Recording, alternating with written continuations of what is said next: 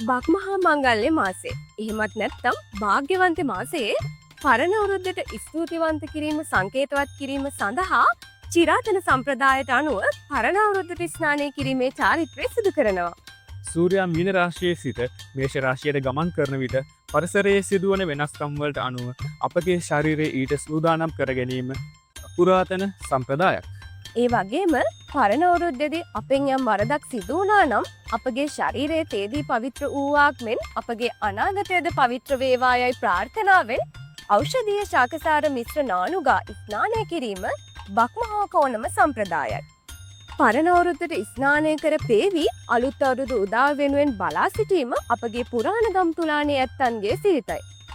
අද අප්‍රේල් මස 13 වන ඉරිදා අවුරුදු නැකසීට්ටුවේ පරිදි දිබුල්පත් යුෂ මිශ්‍රනානුගා ස්නානය කොට ඉෂ්ට දේවතා අනුස්මරණයේදී වාසය මැනවි. ලබන්නා වූ අලුත් අවුරුද්ද සාමයේ සතුට සෞභාග්‍ය සපිරි සුබම සුබ අලුත් අවුරුද්දක් වේවා.